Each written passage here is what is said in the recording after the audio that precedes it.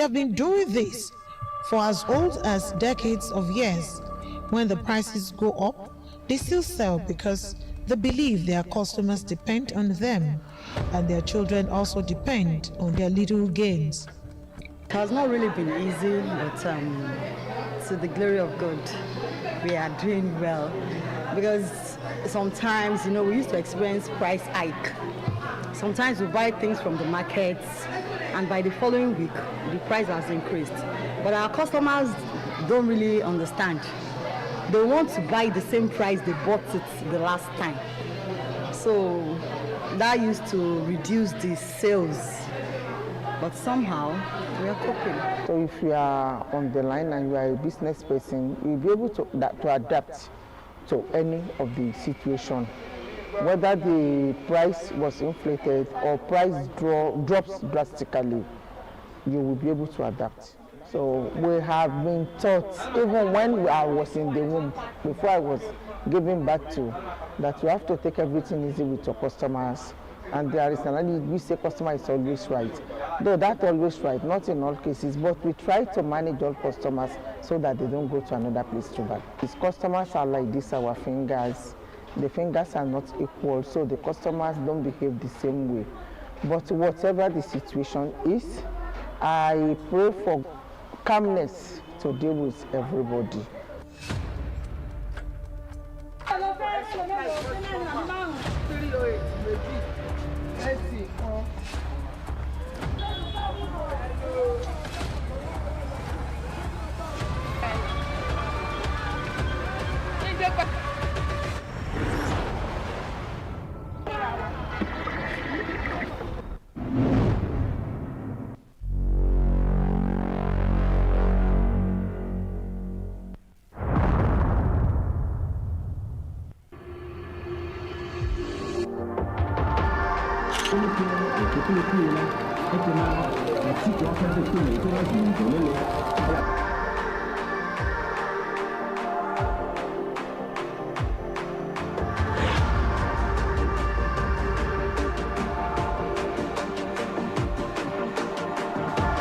This is not just a store, it is their classroom, their bank, their offices, and of course, their everything. On market day, this is where you are going to meet me. I'm a very friendly person. Whether you want to buy, if you don't buy today, you can buy tomorrow. I'm a friendly person with my customer. And we have to continue with the market. That's the nature of the market. The prices will go up at times, it will come down, but we have to satisfy our customers every time. I will advise the young people, the young men that are still coming, not looking for white-collar job. They can achieve what we achieved today by going into business, any kind of business, with determination. Yes, they have to determine that I want to go into business, and they have to be conscious of what they are doing. So that's the reason why I advise the women, the young women, to go into business to help the economy of this country also. I'm a nurse by profession. All of a sudden, I just venture into the business. So it's a quite long experience, because around December, the clothing that I bought from my first customer that is delivering the goods to me, I can't tell lie, I doesn't make profit from it. My name is Oluwamayowa Alaye Patrick. My store name is Luke's Jewelry. I sell jewelries. I went to Mapoli, Moshood Abiola Polytechnic. I studied Science Laboratory Technology. I'm a married woman. I have 3 kids. I have a daughter in the university, so it has not really been easy. Oh my goodness. This is Nigeria. We are, employment is not really sure, So everybody is trying to do 1 or 2 things, at least to put food on the table and make ends meet. No textbook taught them economics, yet they know how to edge against inflation with instinct. They navigate cost hikes with grace. When the naira dances dangerously, they adjust, not with complaints, but with quiet strategy, and will not go home empty-handed.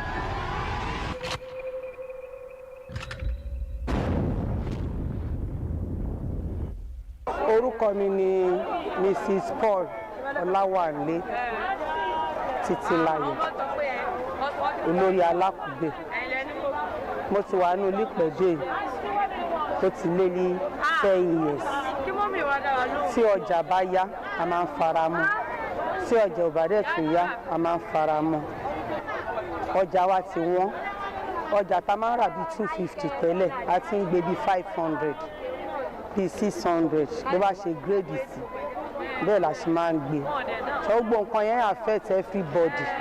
So for now, a máa gbé bẹ́ẹ̀lì ẹyọ kan, a máa ń gbé síta fún 3 markets, 4 markets. Owó èsì pè torí pé ọjà yẹn ti wọ́n jù. Òun ló jẹ́ kí gbogbo nǹkan yẹn kó slow. Everything is costing. Some of these markets that we bought at, some are, okay, for example, 1,000, but now it's 3,500, 4,000 naira. So for you to sell, to make your own profit is difficult. So we don't have choice. I have to just manage. I don't have any other thing that I can do except this. Although I learned catering, but catering deal with connections. If you don't have connections, so that's it. I have to manage what I have. Orúkọ mi ni Kabirat Abdulwahid. Ó ti tó bóyá bíi 6 years tí mo ti ń ta ọjà yìí. Láǹgbà tá a ti bẹ̀rẹ̀ ojú wa náà rí tó náà díẹ̀. Ṣé oyè yín? Ọjà yìí kò wọ́n gbà tá a kọ́kọ́ bẹ̀rẹ̀. Bẹ̀t kí ni kò ròde fún báyìí tó lọ báyìí wọn ọjà yìí gbówó lé lórí.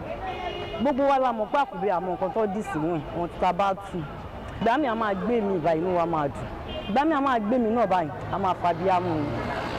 Bẹ́ẹ̀ a lè fọjà yìí lẹ̀ torí pé nǹkan tó ti mọ̀ wá mọ̀ nǹkan tó ń sáré mówó wọlé ṣó ti yé yín òun àdèlè lọ síbòmíì tó fẹ́ afẹ́ lọ ta ọjà wọn fẹ́ tà tó tún ó ràn wá lọ́wọ́ láti gbé wọn bùkátà.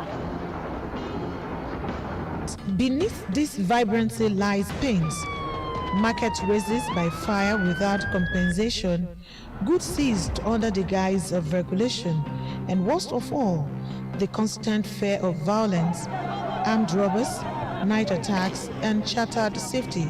And yet, they return every day because survival is not just a choice, it is a duty passed from one mother to a child, like a woven basket, handed down through generations. Orúkọ mi ni arábìnrin Alájà Mọ̀fátù Àbàbá tí mo ń ta èlò ọbẹ̀, rodo, tomato, báwa àti tàtàṣé nínú ọjà ọba Lípẹ̀dé Kútọ̀. Láti 40 years ọjà yẹn dà tó dùn tó rẹwà sísì mẹ́ta ni òun lọ́jà ta. Ní tẹ́ẹ̀mù kan ó máa kan eléyìí tó jẹ́ crate tó jẹ́ pé àwọn Yorùbá tiwa ni wọ́n ń gbìn. Tẹ́ẹ̀mù kan ó máa jẹ́ ti àwọn mọ́là tí wọ́n ń ta tó ń dì sínú eléyìí. Nígbà tí àwọn mọ́là ń bẹ̀rẹ̀ àwọn ìdíkọ̀ àwọn náà kọ́ mú tìmátì mọ́là wọlé a máa ń lọ sí my 12 tó jẹ́nu páálí ni wọ́n ń ta ni wọ́n ń di tòmátò sí. Kò sí ẹ̀dá kan tó máa ra ọjà yẹn tó máa nínú gbòdù àmọ́ ńgbà tó yá ó di ti àwọn mọ́là yẹn tí wọ́n bẹ̀rẹ̀ sí ní gbé wá sí ibi báyìí. Alihamdulilayi nínú ẹ̀ mo lọ sí àjì wọn rán mi lọ. Mo rán ọmọ ní yunifásitì. So Ọlọ́run dẹ̀ ṣe ilé fún mi alihamdulilayi mo dúpẹ́ lọ́wọ́. Not peculiar to Nigeria alone, across Africa and even beyond, in a society that often limits their voices, market women speak with action. They send children to school, build homes, buy land, and run cooperatives. They are not merely vendors. They are financiers, negotiators, and visionaries. They are the soul of the streets, the wisdom of generations, and growers of the economies. People know me, Mewa Waso, for this instant market. I've been doing this for 25 years. This business, I've experienced a lot of things. Then this business is okay for me. I'm doing well, I'm doing good. I have HND students. My daughter is HND student, so I'm very happy with this business. Tax. We do pay tax. We pay tax. Like me now, I have a business or a business registration for which I'm paying my tax. Then we are also paying tax in the markets. And there are some things that the government will tell us that we should do it. At least we have rules and regulations in the Obalikpede or Tramode markets, which we, in fact, kudos to our Iyaloja. Kudos to her. She's really trying to help this market. We are paying tax. We are paying environmental money. We are paying development fund as part of it. We cannot fight government. I'm just begging them to please, like the markets I'm selling, if I don't have 5 million, I can't. Everything is on government. They should please help us. On top, the dollar should come down. In the informal sector, they shape the essential. In the margins, they build empires of resilience. To the world, they may be small-scale traders, but to the hungry, to the hopeful, the forgotten, they are giants. They are silent, but they are heroes.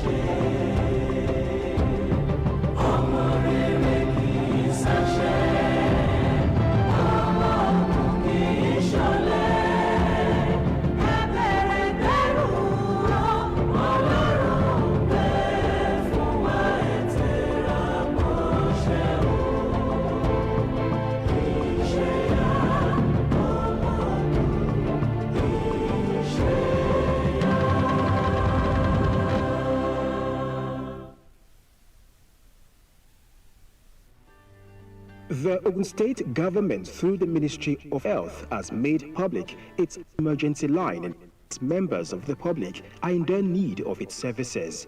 The Ogun State Ambulance Emergency Hotline is 0811-200-0033 or call a toll-free number 112. You can also call the Ogun Chase Commander on 0706-942-5555 and Trace PRO on 0806-270-3568 in case of vehicular accidents within Ogun State.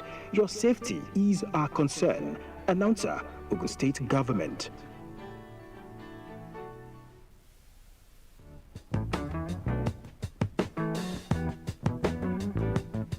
Do you know that for every minute you remain angry, you give up 60 seconds of your peace of mind?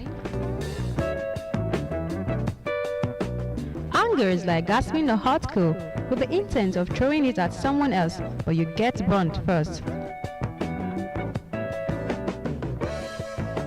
It could increase your blood pressure and heartbeat rate. Always think before you speak or take action. Take time out, focus on possible solutions, and use humor to dose off tension. Control your anger before it controls you. A word is enough for the wise.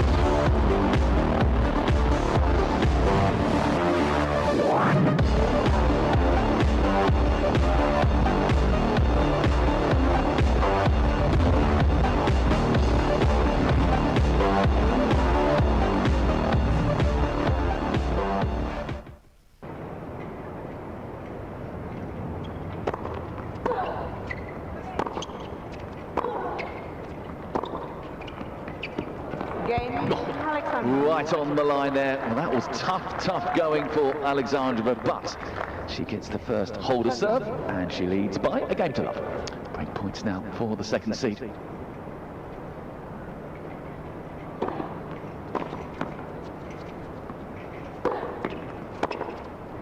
Game. Oh.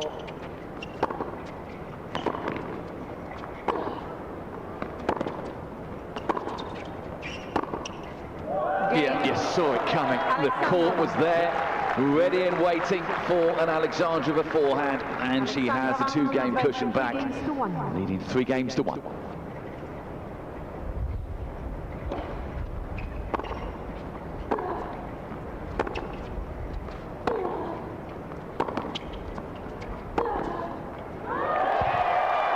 Dean 40.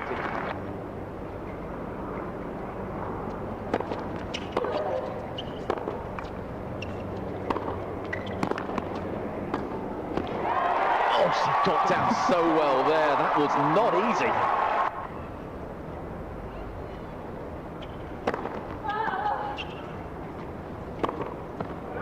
Really good serve. Right into Iala's body, and Alexandra.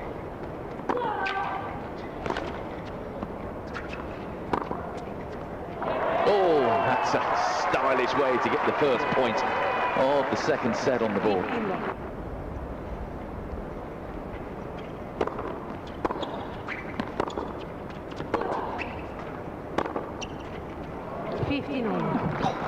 Back of the line.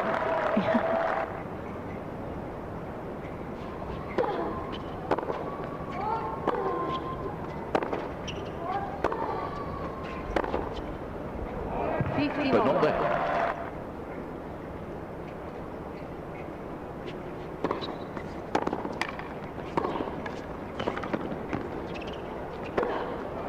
Oh, again, Iala not giving up the ghost, and again, Alexandrova getting so animated.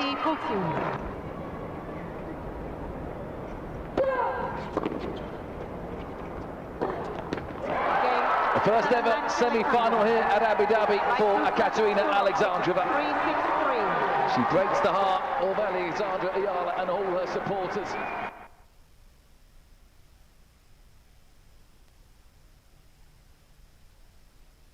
It's a pleasant afternoon here in Abeokuta, the Ogun State capital, where we are broadcasting from. So welcome to our sport field right here on Ogun State Television.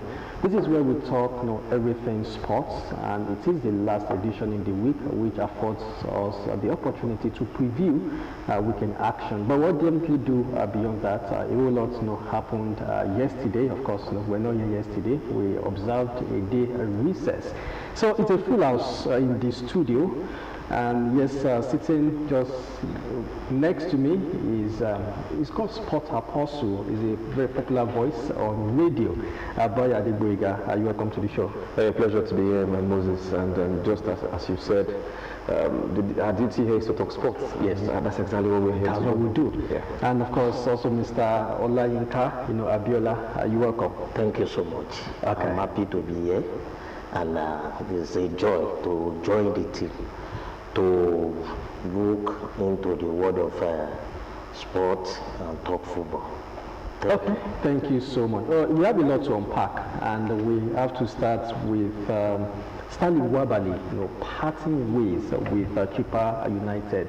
Well, he terminated his contract, and now he's a free agent. We don't know where he's headed. Let me start with Bayo Adegboyega. We've always known that leave South Africa, perhaps go to Europe. Is it that time?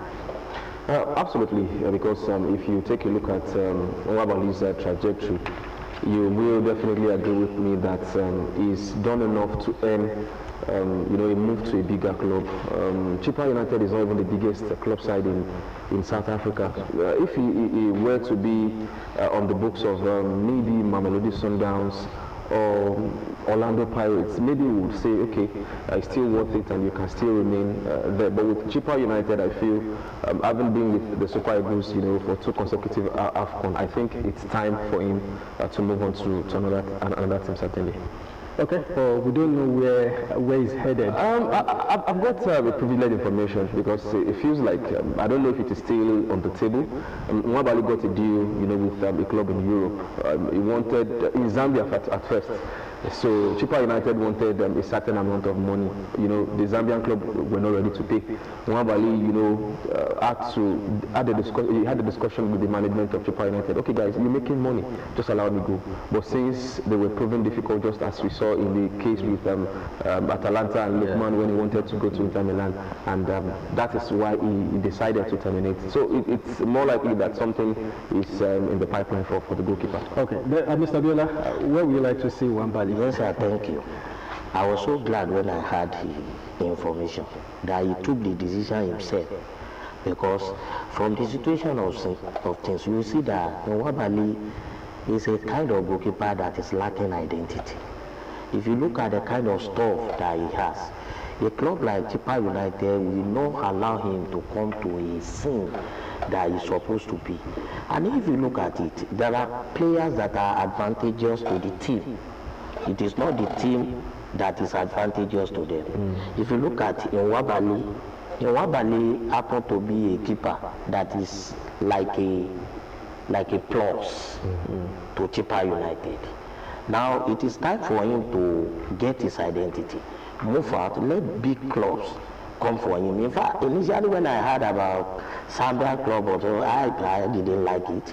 I was praying that such will not even happen. I believe one of the big clubs in Europe, even if it's not big club, one of the clubs should get onto Nwabali so that we have more identity to prove himself. So I'm happy for the development. Well, it's all about identity. Wabali finding an identity, and we hope, why not? We expect to see him in Europe. Our #1 goalkeeper should play in one of the top 5 leagues in Europe. That would be the expectation. Okay, now let's talk some local football. Cool Khalifat return to MPFL within hours. But it came as a shock. I've always known how difficult it is, for privately owned clubs to to be in the league, particularly in the MPFL, when you have to travel, the logistics definitely not cheap. And this time around, I think they are still in the relegation zone. I don't know why they didn't sell the slots. But what is even more shocking, the fact that they put out a statement withdrawing from the league hours after they returned. I don't know, but I don't feel that doesn't seem right to me. It does not put the league in the right framework. So anybody can just withdraw, then hours after they say, oh, we are back again in the MPFL. I think it behoves on the league organizers to do what I call due diligence ahead of every season, before the commencement of a season. Don't just go out there to inspect facilities. There should be a budget. Put it to these teams that want to play in the top division. That's the elite football division in Nigeria. Let them understand that you need to have at least, let's say for instance, 300 million in your account, for you to prosecute games. It is not cheap to play in the MPFL. And I feel like Kun Khalifat, it's really going to do them a lot of good if they go back to relegation, where they came from, because it's obvious they do not have what it takes, to continue prosecuting games. It is you bringing the game into disrepute, putting the MPFL in the news, for bad reasons. And I think there should be sanctions. You can't just come up someday and say, okay, I want to pull out because officiating is not going my way. I want to pull out because I feel like I can no longer sustain the momentum. What were you thinking of when you decided to go play playoff, to promote to the top division? So I feel a lot still needs to be done. It is an ill wind that is blowing the league no good. It is not just right. Not right. Okay, Mr. Abiola, do you share the same sentiment? Seriously. You see, as a matter of fact, what the club had done is like embarrassing the league. Of course, you may be facing internal problems, a lot of things, because you are not having what it takes to be in the league. But it doesn't want it for you to come and embarrass the whole league like that you are withdrawing. See, there should be standard for everything. The league, there are do's and don'ts. And whether you have capacity or you don't have capacity, you have been promoted in the first place. So if you are not going to be able to cope, you should have said it from the onset. Not that all of a sudden you just call and say, in my own thinking, they are coming back, shouldn't have even be allowed in the first place.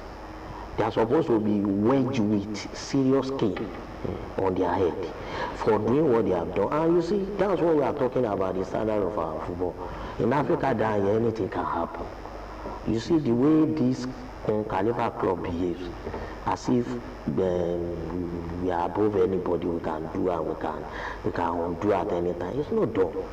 It's not done. So, very bad. But should they be sanctioned for putting the league in disputes, or maybe it should be swept under the carpet? They are back, and the league should just, the league body should overlook this. I think the tone of the second correspondence is what the MPFL will deal with. I think it comes in such a way that Kun Khalifat, came out to say that no, we never pulled out. It was a case of miscommunication. It was just a situation of some people not understanding what happened. Although financial constraint is one major challenge for the team, it has not been established. But I feel they should be sanctioned. But allow them enough time, to pay the sanction. Don't make it as a matter of immediacy, because it's a team that is struggling to travel to games. They are first from the bottom. So when you just manage them to the relegate, I think the owners are looking at it. Okay, we are down already. It seems we are relegating, and we still have to be spend so much money on logistics. It's a league. It doesn't matter. If I were part of the management of Kun Khalifat FC, relegation is certain. I now look at the quality of players I have, look at the number of games left, and how I can market my top players.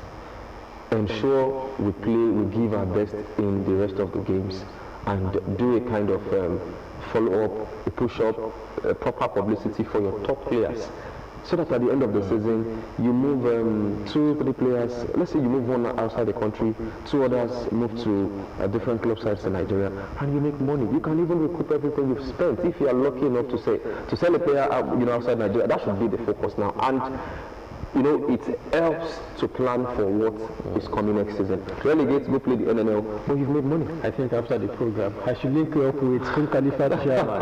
No, but Mr. Biola, I think currently we have 3, private teams in the league. Barao FC, where they are doing fairly well. At least they are not relegation threatened. Then Remo Stars, also the relegation zone, and now King Khalifa.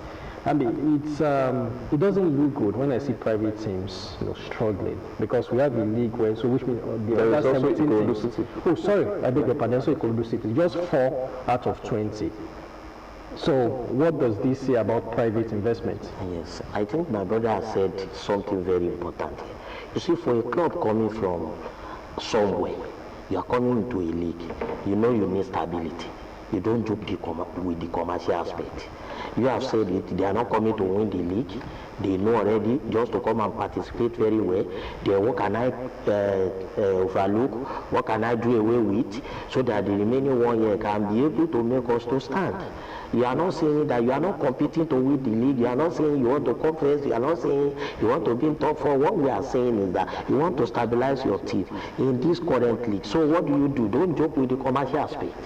So when you don't joke with the commercial aspect, the financial state of the club will not be in jeopardy.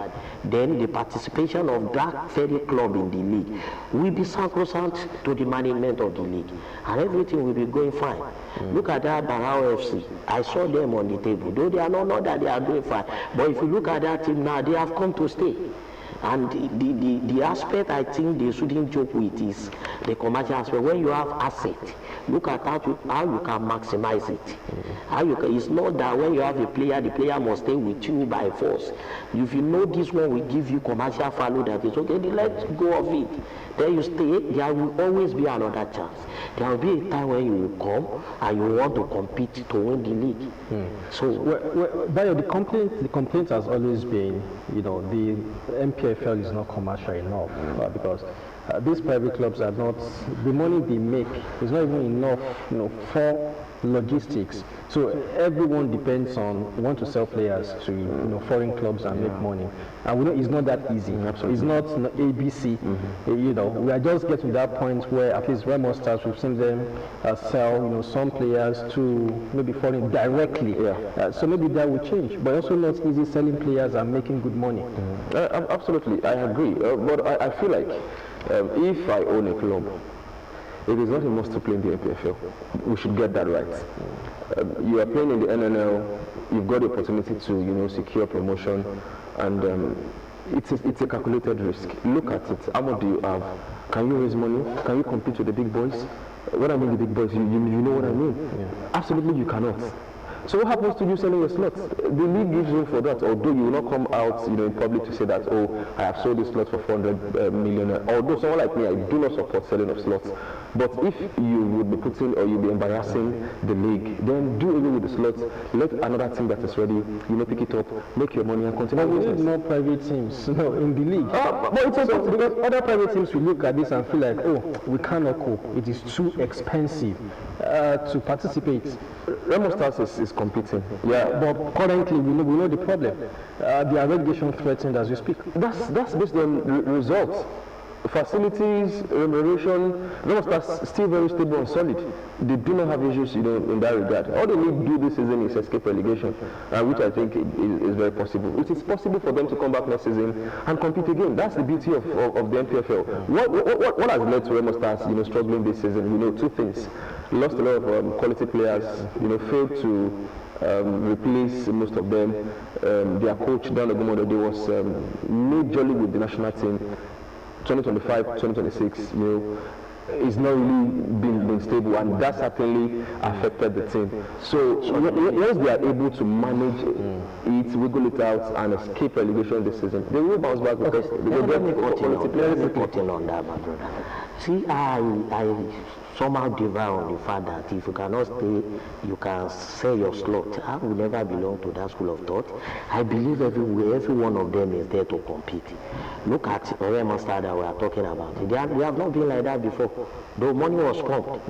Look at what they did last season or the other before they sold their players. But we are looking at sustenance now. Yes. Why are you saying the Remo Stars won the league last season? Yes. But now they are relegation threatened. They are relegation threatened. But I want you to know that Remo Stars has come to stay. Even if they have gone to the relegation, we will still be talking about the commercialization of Remo Stars. Because presently money is involved already. They've sold a lot of players. They receive funds. Just one out of the rest. Exactly. Califat will never get to the level of Remo Stars in terms of commercial value. Even Bara FC. I would have suggested that those clubs will leave the league. If you cannot play, leave. It is simple. See, this is a league, a full-fledged professional league. This is the biggest we've got in Nigeria. And that's why we say the coefficient is dropping season in, season out. You know, you come up this season, after match day 10, you're already complaining that you no longer have the financial capability. Who sent you to complete the league at the first instance? If you cannot compete, don't come at all. It is that simple. Now let me come like this. If they didn't come, the number of clubs that are coming up now, what will happen to them if we don't have a way of encouraging them? That is where one thing that was raised the other time, we go back to the LPFL itself. What are they doing? You see, when you talk about such club coming, there should be a kind of encouragement given to them so that they will be able to say, you can't say the way you treat a club that has been staying for 4-5 years. Mr. Bella, that leads us to commercialization. Currently, is there any title sponsor? So if we want to go into that, then we'll spend the next 1 hour discussing the league, the league itself. I always think that the game changer will be when every team is privately owned. Absolutely. I feel that's the game changer. And when the Dangotes, the Ofedola, the big companies can own clubs. Not just myself and yourself. And maybe when government can just support behind the scenes. And we can start from somewhere. As much as I don't like what the club had done, the punishment should be given to them, like you have said. The club failed to honor a match. Yes, I know. You can't take, maybe they didn't have the money. I'm sure they've spent a lot. Yeah. So if you are sanctioning them again, asking them to pay maybe 3 million, 4 million there, where would they get the money? So is that you overlook or you let them withdraw? There is proportion to everything. If you are giving them a sanction that will rather kill the club or make them to go into extinction, we will know that it is the management of the league. But as it stands now, there is no favorable sanction that can be given to Kun Khalifat. Absolutely. There is no favorable. Why you want to sanction a club, you have to find them either 1 million, 2 million naira, but the club will tell you there is no money. From Imo State, they travel to Borno by road. They travel to Bauchi, by road. It's money. I hope the league management should give them a kind of opportunity to stay. They can be punished. Okay. How will they punished their games? How should they be punished? How should they be punished? Okay. While I'm looking at the inclusiveness, you can see what I'm saying here. Yeah. I don't want us to say because this one has done bad, you remove it, and we don't know what RFC will do. So maybe the only person they have just to evaluate, and maybe verbal warning. I don't do that. You and I know that they will do it again because obviously, as they are, they do not have the financial, muscle. Okay, well, let's move on. MPFL fixtures for this weekend. Quickly, let's have it on the screen. Insurance, we host Enyimba, Kano Pillars. We welcome Remo Stars, Abia Warriors versus Enugu Rangers. Ikorodu City will entertain Niger Tornadoes. It's Kun Khalifat at home to Shooting Stars. Nasarawa United versus the Bayelsa United. Plateau United will play Kwara United. Thank you so much. Warriors versus Academy Warrior. The Wicked Tourists will be welcoming Katsina United. So, Apostle, which game stands out? Certainly it has to be the Oriental derby between Abia Warriors and of course Enugu Rangers. It's happening in Umuahia, and this is a game of two brothers. Abia Warriors in their last 4 games dropped some points. Rangers, gradually also returning to where they belong. But of course, It's Coach Imama versus Fidelis Ilechukwu right there at the potato pitch in Umuahia. So it promises to be very, very interesting. But of course, we will be keeping tabs on Caterpillars versus Remo Stars because more like a relegation battle at this point in time. Remo Stars led the points, Caterpillars led the points. So who comes out top in this one, time will only tell. But this is the time for Remo Stars to start racking up the point because, you know, I've got to be sentimental because we cannot afford to have Remo Stars go back to relegation. That's the only thing we've got in the Premier League. Okay, I want to see this game between Khalifa FC and Shooting Stars as well. You know, after returning to the league, they've got one game at home against Shooting Stars. And this one, you know, also promises to be quite interesting. Shooting, they've got a target this season. They may not be saying it publicly. I feel Shooting Stars want to finish in the top 4. I feel that's the plan, and they've really done well in the last couple of games. So this time around, a game against Khalifa FC, I see them getting at least a point away from home. Okay, let's see how that pans out. And Mr. Biola, very quickly, for Kano Pillars, despite the restructuring, Ahmed Musa becoming the general manager, everything in Kano Pillars, they are still struggling. So, but which match stands out for you? As a matter of fact, I've been looking at that Kano Pillar and Remo Stars because of what you are saying, because of the restructuring of their management. I read something about it last week, and I was looking at it that it should be, though they are from the north, you can look at it, but it should be a kind of team that can become glory for Nigerian club side. So I wish, but if you look at them, they are there to play. Then another one, the Kun Califat. I want to see how they react because you looking at it now, they are under pressure. Let's see what they can come up with. I would love to see that too and see what happened. If I have made up my mind, I will see how I can lay my hands on that particular match to see the Kun Califat and Shooting Star. Okay, well, you have to go to Imo State if you want to see it live. Well, but in match you can actually see live in Abeokuta tomorrow at that Falconet against Senegal. Yes, right here in Abeokuta, the MKO Abiola Sports Arena. That's where it will be happening. Nigerians Falconets are set to face Senegal in Abeokuta. That's our next film item. Bayo, from Ibadan to Abeokuta. Dividends of Ogun State hosting the National Sport Festival already, paying up. We talked about what happens after the National Sport Festival. Our sports facilities witnessed a massive overhauling prior to the festival, but after the festival we've seen events come to Abeokuta and we are enjoying it. Well, I'm just pained that about 5 billion naira was said to have been spent on the Lekon Salami Stadium in Adamasingba in Ibadan, and just barely months after it cannot even host the elite game again because Shooting Stars no longer play there. Remo Stars were meant to be playing their games there. They were moved to the Sam Obamedia Stadium in Benin City. Now the Falconets, have to come to Abeokuta. Well, kudos to the Ogun State government, for putting this one in place. We can always do better. That is one thing I know, and at least we have something on ground. So Falconets preparation. They had a friendly game against the state team of Oyo State. That's the festival team. 15 years. And it took us 15 years. As one was asking me why should Falconets be playing this kind of friendly, see, just put yourself in shape. It might even help them because they scored a lot of goals, and that might just go with them to absolutely. But certainly we are expecting the Falconets to beat Senegal. And this is coming at the right time, Mr. Biola, amidst the celebrations Ogun at 50. So at 4 p.m. tomorrow, people can go into the stadium and watch that game and cheer Falconets to victory. It's a big plus. It's a big plus for Ogun State to host the Falconet. The last match that Falcon played at Gateway International Stadium, I was opportune to watch it, and it was marvelous. The pitch simply world class. I watched the match, I marveled at what I saw, and I think that will be the criteria that they will see for bringing such match to Ogun State. But by and large, we are going to see the dividend of that coming down, but the publicity for this very match is not enough. I must say that categorically. The publicity Ogun State has given the match is below standard.